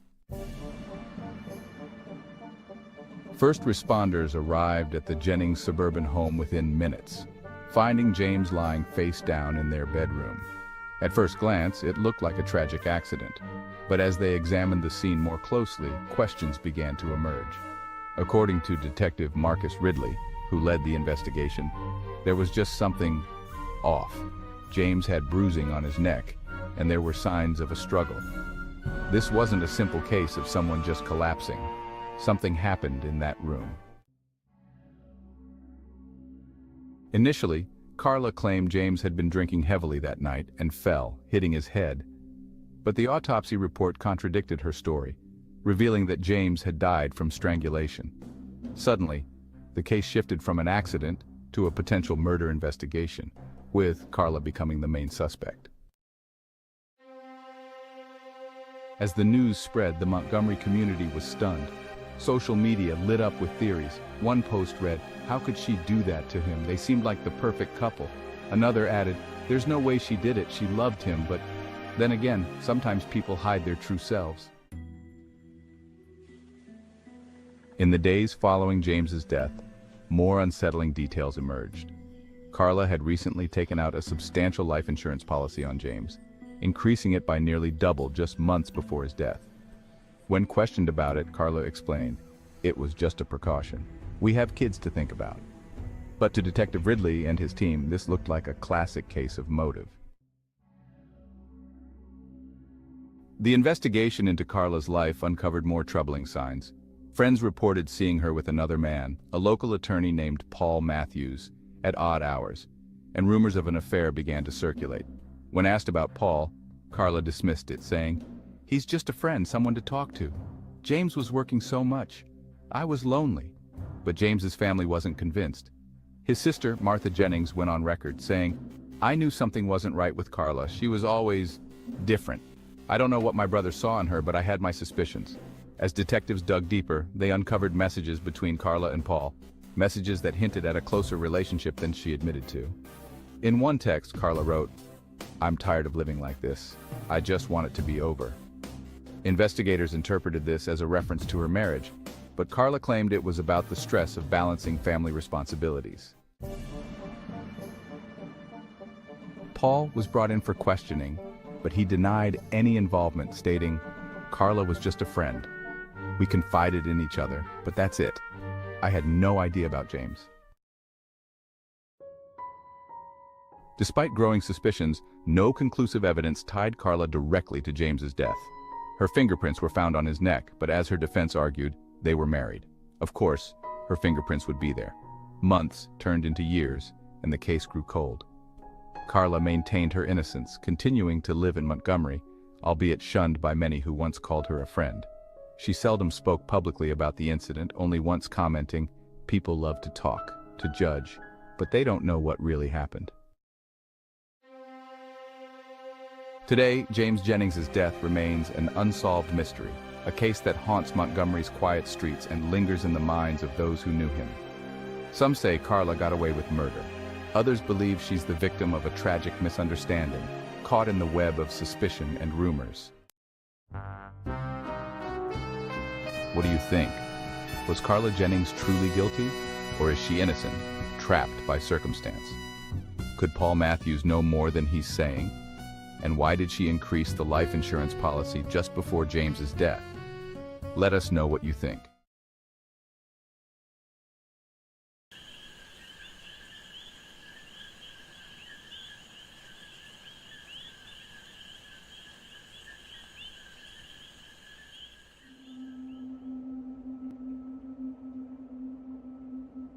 Southern towns always seem to have their secrets, the kind that people don't talk about, at least not in the open. The kind that makes you feel like the air gets a little heavier when you get too close to the truth. This is one of those stories. Today we're taking a closer look at a case that still haunts the small, close-knit town of Panola County, Mississippi, the brutal murder of Jessica Chambers. It's a case that's filled with strange twists, a chilling crime scene, and unanswered questions that still linger to this day. And the most disturbing part? The killer might still be out there.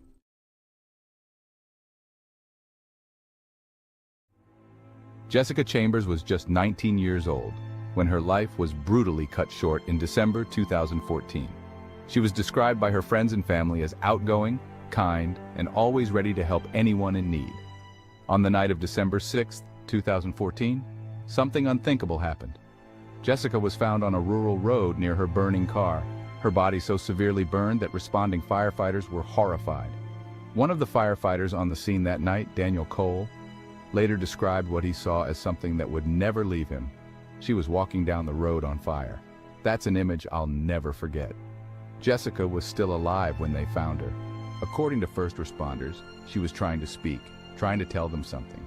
Reports state that she managed to utter a name, though the exact name she said has been a point of intense debate ever since. Jessica was rushed to the hospital, but she succumbed to her injuries the next day. Her body had been burned over 98% of its surface. It was a brutal end for a young woman who had her whole life ahead of her.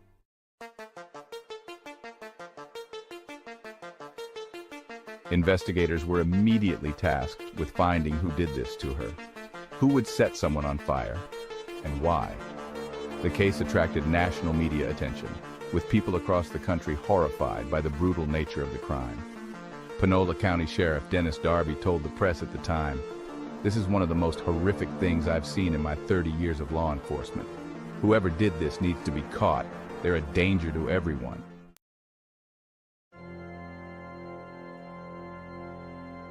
But as investigators began to dig into Jessica's life and the events leading up to her murder, things took a turn for the strange. Jessica had spent her last day driving around town, reportedly visiting multiple friends and acquaintances. Security footage from a local gas station showed her filling up her car's gas tank just hours before she was found burned alive. She didn't appear to be in distress at the time. Everything seemed normal, but the investigation quickly became muddied. Rumors began to swirl around town. Some people claimed that Jessica had been involved with a dangerous crowd, tied up in drugs and crime. Others pointed to the possibility of a personal grudge. The small-town gossip ran wild, and soon it seemed that everyone had a theory about what had happened to Jessica Chambers.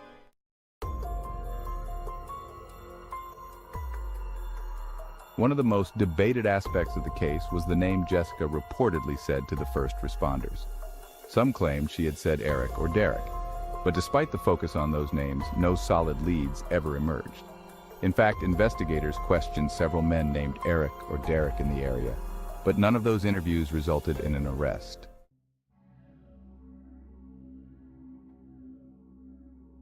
Quentin Tellis, a man who had known Jessica, was eventually arrested and charged with her murder. Tellis had a criminal record and had been in contact with Jessica on the day she died. Prosecutors claimed that Tellis had killed Jessica after she refused his advances, but there was no direct forensic evidence tying him to the scene of the crime. The case relied heavily on circumstantial evidence, including cell phone records that placed Tellis in the same area as Jessica on the night of her murder. Despite this, the case didn't unfold as many expected.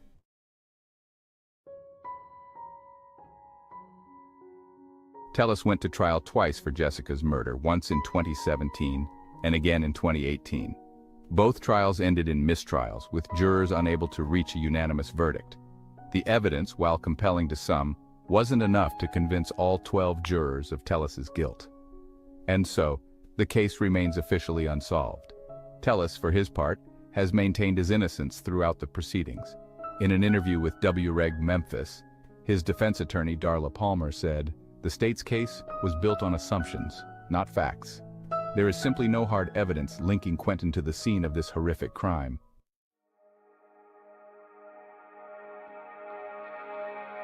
But even with the trials, the town of Cortland, Mississippi, has been left with more questions than answers. People wonder if the killer is still out there, blending in, pretending like nothing happened. The idea that someone in their own community could be responsible for such a heinous act has left a mark on the town that won't fade anytime soon.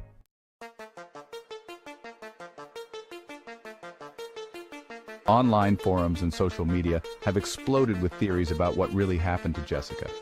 Some believe that she had crossed paths with a violent drug gang and was silenced. Others think that her murder was personal, the result of a deep-seated grudge. But the lack of solid evidence has left these theories just that, speculation. One chilling theory that's gained traction is that Jessica may have known her killer well, possibly someone she trusted.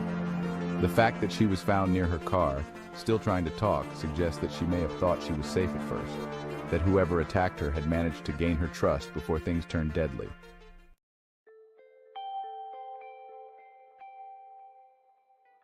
Social media has played a significant role in keeping this case alive. A Facebook page titled Justice for Jessica remains active, with users posting theories, updates, and memories of the young woman. One post reads, "Whoever did this to Jessica is still out there. We can't rest until justice is served."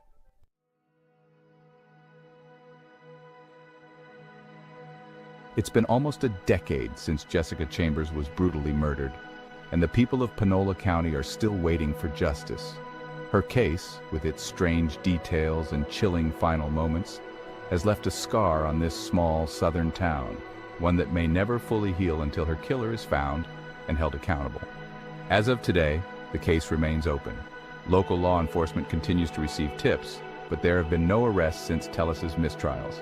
The town, like so many others haunted by unsolved murders, lives with the uneasy feeling that the person responsible might still be among them, hiding in plain sight. So what really happened to Jessica Chambers? Was her killer a stranger, a friend, or something even more terrifying? A member of her community who has managed to keep their dark secret hidden? One thing is certain, until the truth comes out, the story of Jessica Chambers will continue to haunt the quiet streets of Cortland, Mississippi, and the hearts of those who knew her.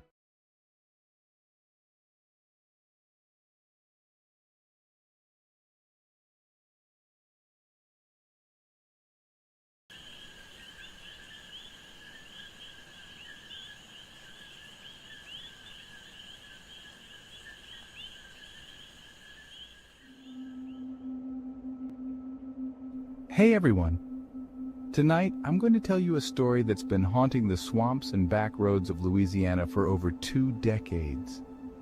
A case so chilling, so unexplained, that it still sends shivers down the spines of those who know the story.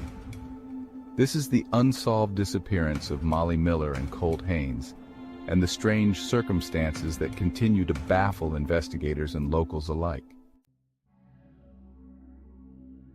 It all began on the night of July 7, 2013, in the small southern town of Wilson, Oklahoma, a sleepy place surrounded by thick woods and long empty highways. It was a night like any other, but for Molly and Colt, it was the beginning of something no one could have imagined. They were riding with a man named James Nip, tearing down back roads in his car, and from what people said, they were fleeing from the police. Maybe it was just reckless joyriding, or maybe something darker. We don't really know. What we do know is that Molly and Colt never made it home. The police pursued them in a high-speed chase that night, weaving through the thick Oklahoma countryside. Somewhere along the way, the car took a turn and vanished. The chase ended. The police lost them. A few hours later, James Nip was found, but Molly and Colt, gone. For days, weeks even, search teams combed through the dense woods, the swamps, and the fields surrounding the area. Helicopters, dogs, volunteers, but nothing. It was as if Molly and Colt had just disappeared into the landscape, swallowed whole by the wilderness. The strange thing is, though, people close to them started receiving phone calls. That night, Colt had called a friend. His voice was panicked, almost frantic, saying they were lost in the woods, injured, and needed help. But after that, nothing. Every call they made, every plea for help, led to dead ends. It was like they were right there, just out of reach, but nobody could find them. Now, this is where the story takes a dark turn. In the months and years that followed, rumors began to swirl. Some locals believed that Molly and Colt had run into something far more dangerous than just the wilderness. Something or someone that didn't want them found. Some say they were murdered, their bodies hidden deep in the woods, under layers of muck and water where no one would ever think to look. Others think they were victims of foul play, maybe even caught up in something bigger. Something the police weren't telling us. But there's something else. Something that makes this story even more unsettling. Over the years, people claim to have seen strange things in the woods near Wilson. A few even said they saw shadowy figures moving through the trees, only to vanish when approached. Some swear they've heard faint cries for help late at night, cries that echo through the trees but never lead to anything. Could it be the lost souls of Molly and Colt still wandering, trying to escape whatever found them that night? Or is it just the minds of the locals playing tricks after all these years? The truth is, no one knows. No one. Molly's family never stopped looking. Even after all this time, they still search, hoping for closure. Every now and then, a new tip comes in or another sighting is reported, but it never leads anywhere. It's like they're trapped in the woods, unable to get out, unable to be found. And then there's James Nip. He served time for the police chase, but he never gave any answers about what really happened that night. He's kept quiet, and in a town like Wilson, people don't talk much when it comes to things like this. Some think he knows more than he's letting on. Others believe he's just as clueless as the rest of us. Pause. Silence.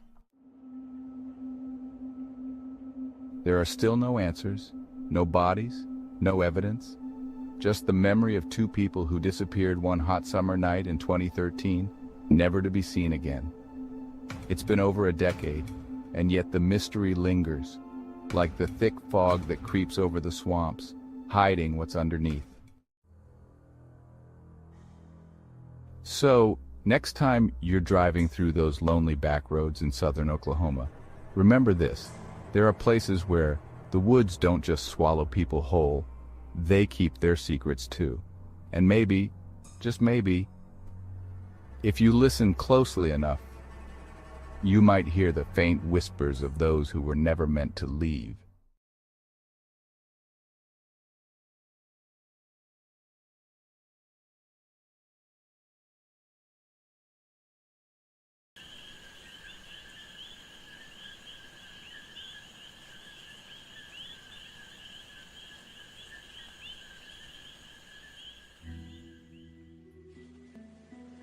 In the heart of Charleston, South Carolina, a city that thrives on history and mystery, a chilling tale has left the community in shock.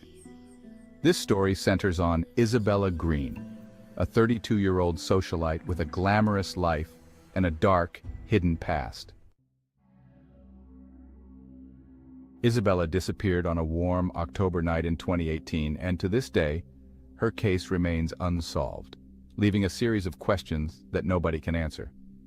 Isabella was known around Charleston's high society circles as a lively, charming woman who was often seen at charity events and exclusive gatherings. Her life seemed perfect: a successful career, friends in influential places, and a stunning home in the historic French Quarter. But, as authorities would soon learn, Isabella's life was not as flawless as it appeared. On the night of October 5, 2018, Isabella attended a charity gala at the Charleston Art Museum. Friends later recounted that she was radiant as ever, laughing and mingling with guests. But there was something different about her that night. According to one friend, Sarah Wilkes, Isabella seemed distracted, almost as if she was nervous about something. She kept looking at her phone and stepping outside, which was unusual for her. By midnight, Isabella left the gala alone, telling a few friends that she wasn't feeling well. That was the last time anyone saw her. The next morning, when Isabella didn't show up for a brunch she had planned, her closest friends grew worried. They called her repeatedly, but all calls went straight to voicemail. Concerned, Sarah went to Isabella's townhouse and found it locked, with her car still parked in the driveway. By evening, Isabella was officially reported missing. Detectives with the Charleston Police Department launched a full investigation, but as they started looking into Isabella's life, they uncovered a series of secrets she had carefully hidden. According to Detective Marcus Haynes, who was assigned to her case, Isabella Green had a life most people envied, but there were parts of her history that she kept locked away, parts that she clearly didn't want anyone to know about. In the first few days after her disappearance, investigators searched her townhouse for clues. They found her phone, powered off and stashed in a drawer, along with a stack of old letters tied with a faded red ribbon. The letters were addressed to Isabella from a man named Thomas Lane, a name none of her friends recognized. In the letters, Thomas wrote of their past life together in Savannah, Georgia, revealing a romantic relationship that ended abruptly a few years prior. The letters painted a picture of an intense, almost obsessive relationship. In one letter, Thomas wrote, "You can't run from me, Bella. We are bound even if you want to forget it. I will always find you." The discovery of these letters added a new layer of complexity to Isabella's case. Friends began to wonder if she had been trying to escape something or someone, perhaps a part of her past she had hoped to leave behind. Then, a week after Isabella's disappearance, her credit card was used at a gas station on the outskirts of Savannah, just a few miles from where Thomas Lane reportedly lived. Security footage showed a woman matching Isabella's description purchasing gas, looking over her shoulder the entire time. But by the time detectives arrived, there was no trace of her. When the footage was released to the public, social media exploded with theories. One Twitter user posted, "Maybe she's hiding from something or someone. A ghost from her past?" Another added, "That look on her face. She was scared. What if Thomas Lane was there, just out of view?" Detective Haynes made a statement to the media saying, "We have reason to believe that Isabella may have traveled to Savannah, but we're not ruling anything out. Our primary goal is to find her and understand what led to her disappearance." But as the investigation continued, more questions surfaced. It turned out that Thomas Lane wasn't just an ex-lover, he had a criminal record, one that included charges of stalking and harassment. Although these charges were from years earlier, it added a layer of unease to an already troubling case. Was Thomas Lane still in Isabella's life? Had he been following her? When detectives questioned Thomas, he denied any involvement, stating, "Isabella left me. She wanted nothing to do with me, and I respected that. I haven't spoken to her in years," but police were skeptical, especially given the contents of his letters. Then came a startling twist. 2 months after Isabella vanished, a woman claiming to be her reached out to her family through an anonymous email, saying she was safe but needed to stay hidden for reasons she couldn't explain. "I'm okay," the email read. "I just can't come back right now. Please don't look for me."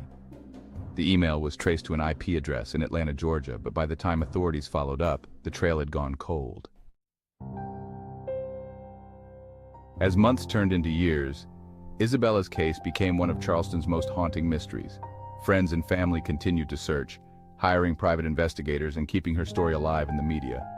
Sarah Wilkes, her best friend, still posts about her on social media, urging anyone with information to come forward. "I just want to know what happened to her," Sarah said in an interview with Charleston Today. "It's been years, but I still believe she's out there. I just need answers." Despite numerous leads, Isabella's case remains unsolved. Some believe she is still out there, hiding from a dark secret that she couldn't escape. Others fear the worst, that she met with foul play, and that her secrets died with her.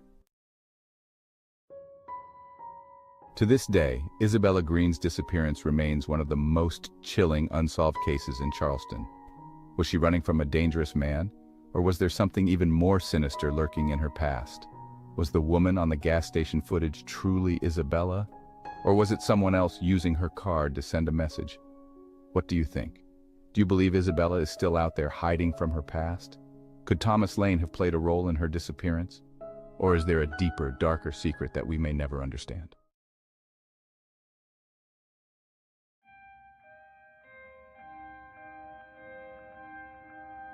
Nestled in the heart of South Carolina, Allendale is a town where time seems to stand still.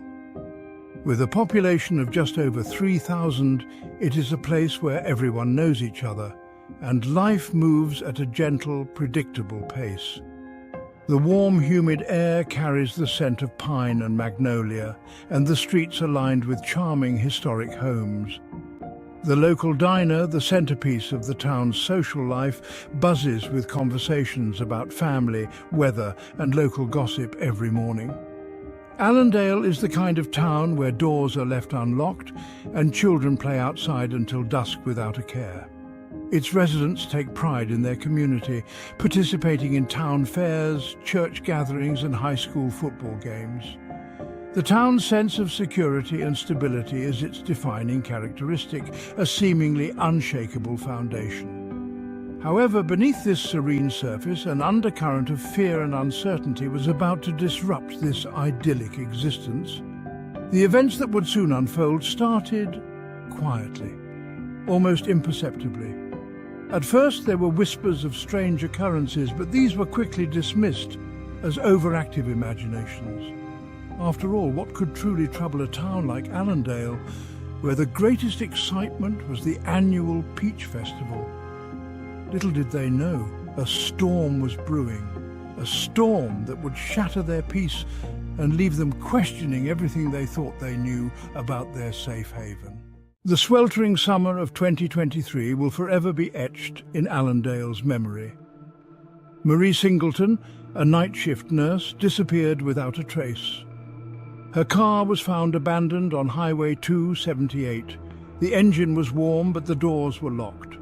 Local police, led by Chief Ronald Hayes, found no leads. Marie Singleton was truly gone, and no one could explain how or why. Fear crept into Allendale as more individuals vanished. News of Marie's disappearance spread through Allendale like wildfire. The usual chatter at the Allendale diner took on a somber tone. Concern for Marie was etched on every face. Theories, ranging from plausible to outlandish, fueled the growing anxiety. Some folks clung to the hope that Marie had simply run off. Others whispered about more sinister possibilities. Had she been the victim of a crime? The uncertainty was agonizing for Marie's family and friends. Days stretched into nights, each one colder and lonelier without Marie. The weight of the unknown pressed heavily on Allendale, prompting the local police force into action. Chief Ronald Hayes found himself navigating uncharted waters. No forced entry, no signs of a struggle, just an empty car and a deafening silence. The investigation started with Marie's abandoned car. Forensic teams dusted for fingerprints, hoping for a clue. They meticulously combed the area, searching for any sign. Chief Hayes addressed the community, urging anyone with information to come forward. Days melted into weeks. and the initial shock of Marie's disappearance slowly morphed into a gnawing, persistent dread. The leads that surfaced, faint glimmers of hope in the darkness, invariably led to dead ends. A witness who thought they saw Marie at a gas station in the next town over turned out to be mistaken. The cryptic message received by a friend, initially thought to be a clue, was nothing more than a technical glitch. The lack of progress fueled a wildfire of speculation. Rumors, those insidious whispers that thrive in the absence of facts, began to circulate. Some whispered about a shadowy figure lurking in the outskirts of town, preying on unsuspecting victims. Others spoke of a sinister car, its windows tinted black, seen speeding away from the highway where Marie's car was found. The more the rumours spread, the more fear tightened its grip on Allendale. Parents kept their children close, no longer allowing them to roam freely. The once familiar streets, once imbued with a sense of warmth and camaraderie, now felt ominous, shrouded in an unsettling silence. The disappearance of Marie Singleton had, in a matter of weeks, unravelled the fabric of their community, leaving behind a raw, exposed nerve of fear. The townspeople of Allendale, once bound by a shared sense of security and trust, now found themselves looking at each other with suspicion, their hearts heavy with the chilling realization, if Marie could vanish without a trace, who else might be in danger? The hope that Marie Singleton's disappearance was an isolated incident was shattered just weeks later. James Jimmy Ray, a trucker passing through Allendale, became the next name on the list of the missing. Jimmy, known for his friendly demeanour, was last seen at a truck stop on the outskirts of town. But when morning came, Jimmy's rig was empty, and he was nowhere to be found. The disappearance of a second person sent a shockwave through Allendale.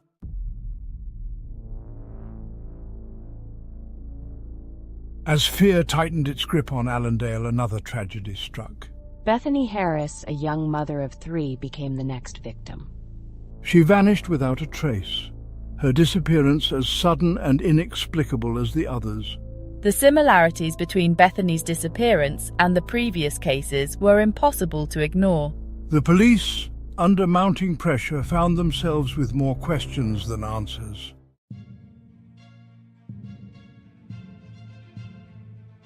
As the investigation into the disappearances stalled, a chilling pattern began to emerge.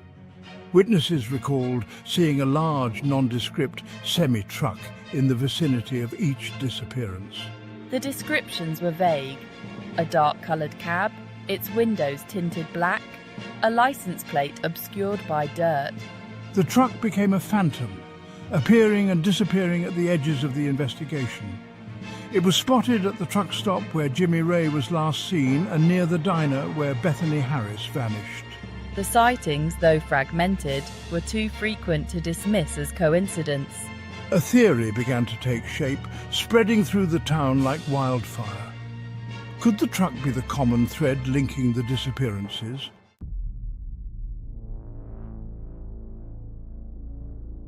Fear, like a virus, spread through Allendale, infecting every corner of their once peaceful town.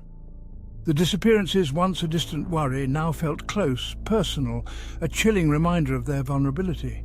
In the face of uncertainty, a group of residents, united by fear and a burning desire for answers, decided to take matters into their own hands. They called themselves the Watchers. The Watchers began as a small, informal gathering, concerned neighbours sharing anxieties over cups of coffee, exchanging rumours and piecing together fragments of information. But as the disappearances continued, their ranks swelled, drawing in residents from all walks of life. Teachers, shopkeepers, retirees, all united by a shared sense of urgency and a growing distrust of the official investigation. Their online presence grew rapidly. What started as a closed Facebook group, a platform to share local updates and coordinate neighbourhood watch patrols, quickly evolved into a digital hub for everything related to the Allendale disappearances. Photos, videos, and eyewitness accounts some credible, others bordering on the fantastical, flooded the group's page. The watchers saw themselves as the eyes and ears of Allendale, determined to uncover the truth that seemed to elude the authorities. They scoured local businesses for security footage, hoping to catch a glimpse of the phantom truck. They organized patrols, their cars slowly cruising the streets at night, their eyes peeled for anything out of the ordinary.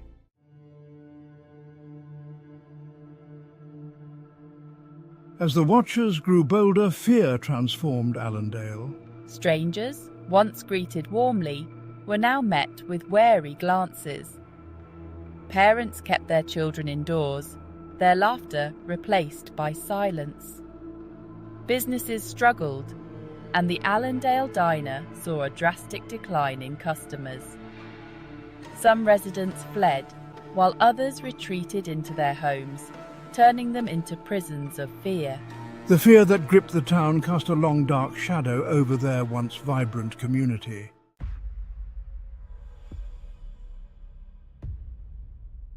The line between vigilance and paranoia blurred. The watchers, driven by a desire to protect, found themselves caught in a web of suspicion. Their online forum became an echo chamber of fear, amplifying every rumour. The phantom trucker became a monstrous embodiment of their anxieties. Sleep became a luxury, nights punctuated by nightmares. Neighbours turned against neighbours, and the search for truth sowed seeds of discord.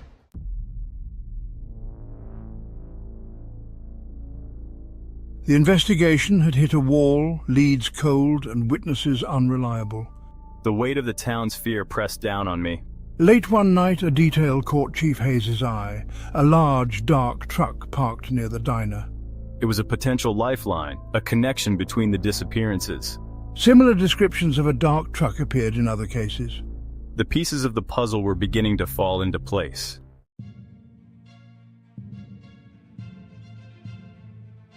Chief Hayes shifted the focus of the investigation to truck stops.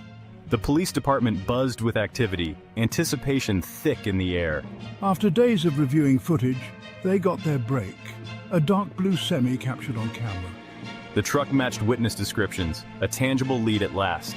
The driver, obscured by shadows, entered the diner, but the truck vanished before sunrise. We had a piece of evidence that could lead us to the person responsible.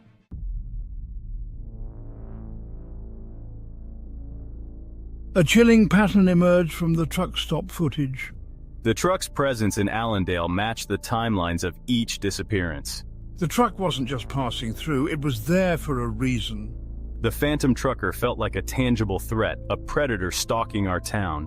The fear in Allendale intensified, knowing the person responsible might be closer than they thought. The realization elevated the case to something far more sinister.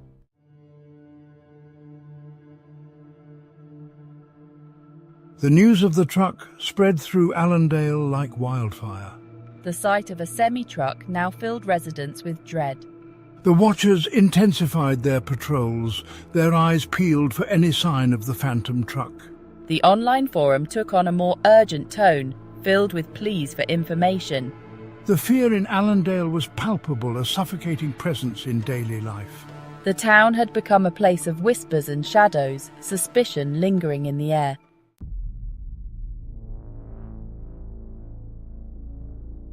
The discovery of the dark blue semi sent shockwaves through the police department. Chief Hayes called for backup and the FBI dispatched a team to Allendale. The arrival of the federal agents was a stark reminder of the gravity of the situation. The FBI's involvement brought hope and trepidation. The FBI represented a beacon of hope, but also a reminder of the darkness that had descended upon the town. The FBI's presence was a double-edged sword, a symbol of both hope and fear.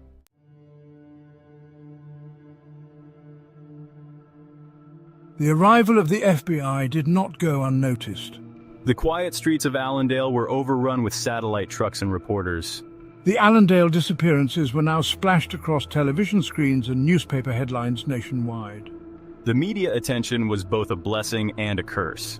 The media frenzy brought unwanted attention, intruding upon the grief of the victims' families. The constant presence of cameras amplified their pain, turning their tragedy into a public spectacle.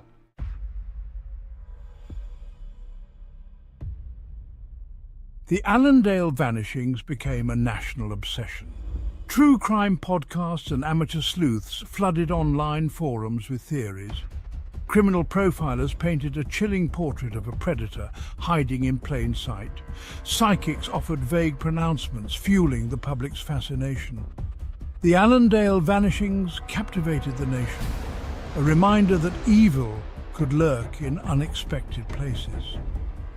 The fear that gripped Allendale had now spread far beyond their borders.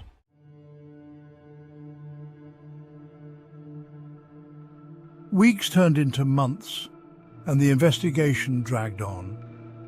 The FBI made little progress in identifying the driver of the dark blue semi. Allendale settled into uneasy resignation, the initial shock replaced by uncertainty and loss. Then the dark blue semi vanished. It was last seen on a security camera heading north on the interstate. The sighting sent a ripple of apprehension through the town. Was this a sign the nightmare was over, or just a temporary reprieve? The questions lingered, a haunting reminder of the mystery gripping their town.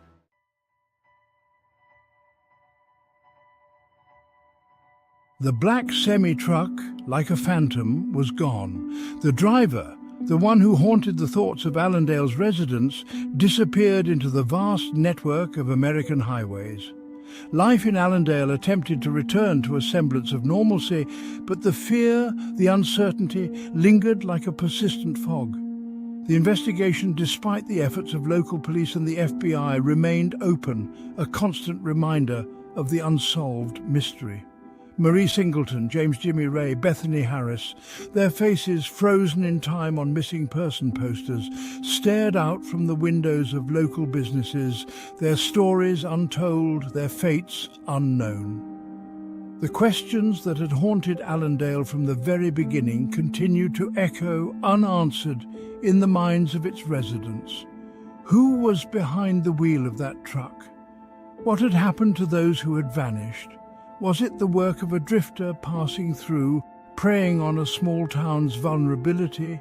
Or did the answer lie closer to home, hidden within the shadows of their own community? The lack of answers was a wound that refused to heal, a constant source of pain and frustration.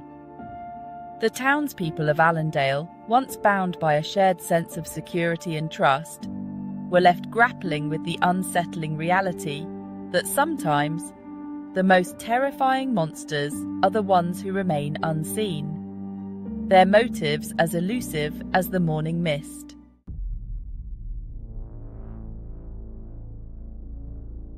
Despite the passage of time, the mystery of the Allendale vanishings refused to fade. Theories like embers in the ashes of fear continued to smoulder. Some believed the driver was a long-haul trucker, a predator on the open road. Others whispered about a local connection, a resident with a dark secret. Someone who knew the town, knew its routines, knew how to disappear. The fascination with the case remained. Amateur detectives continued to dissect every detail. Each new theory offered a glimmer of hope, but the answers remained elusive.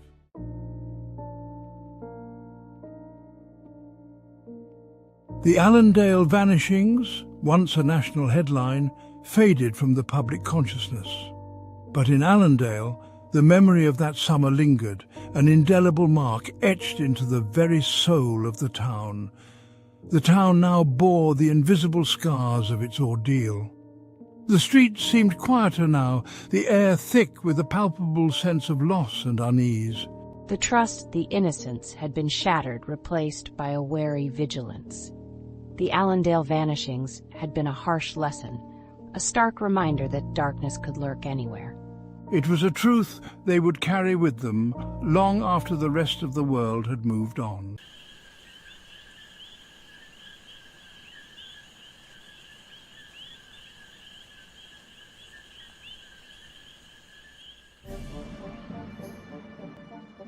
In the quiet town of Madison, Alabama, nestled close to the Tennessee border, crime seemed almost foreign.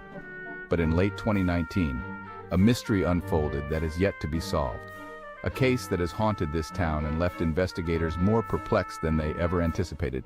It started with a phone call.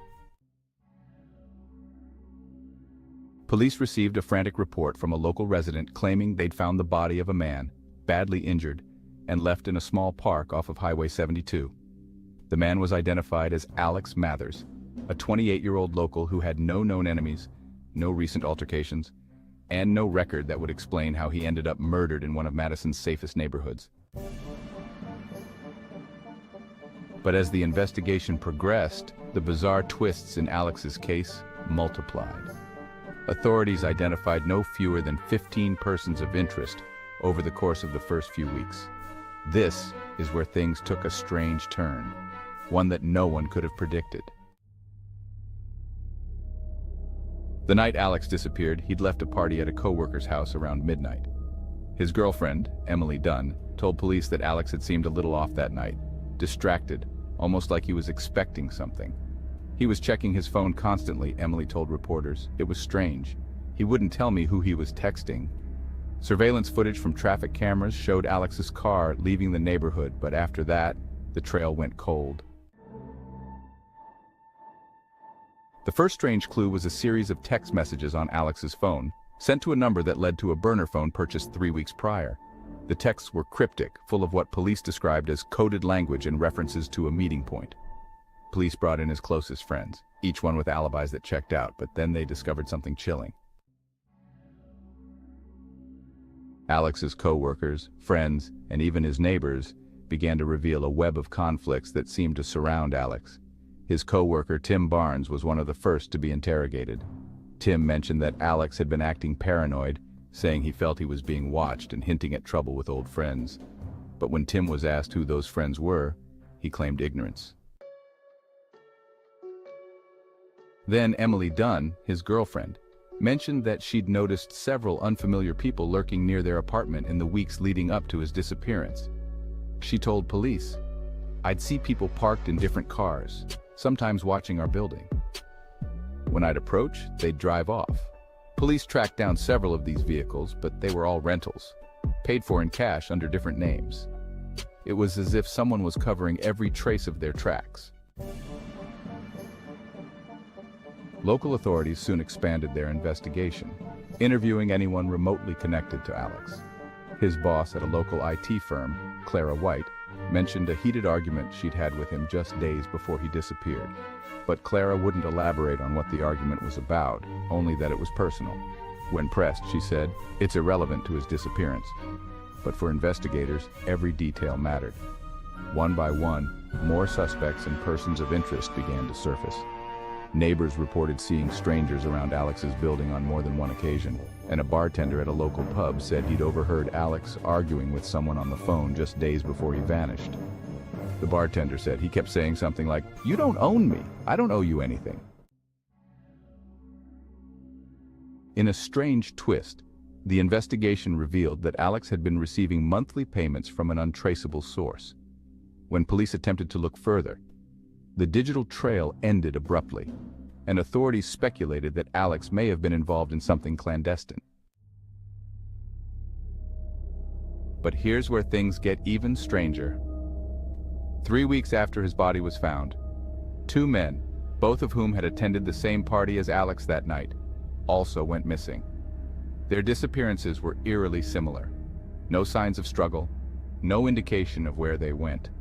One of the men's families reported that they too had mentioned feeling watched before they vanished. The rumors spread through Madison like wildfire.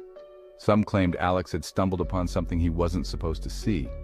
Others suggested a larger conspiracy involving people in high places.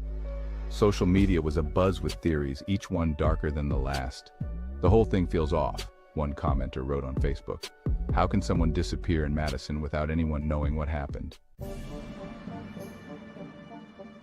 Detective Robert Lane, the lead investigator on the case, has publicly stated that Alex's murder has become one of the most baffling cases he's ever worked on. "We're following every lead, but every time we think we're close, it slips away. There's something more to this, something we haven't uncovered yet," he told reporters. Meanwhile, the community is left to grapple with the unanswered questions. Why did Alex have so many unexplained connections, so many people with questionable motives around him? Was he involved in something hidden from those closest to him? And the most haunting question, could those responsible still be watching, waiting? Do you believe Alex's mysterious activities were tied to his death, or could this have been a random act of violence? With so many suspects and persons of interest, do you think it's possible one person orchestrated everything, or were multiple people involved?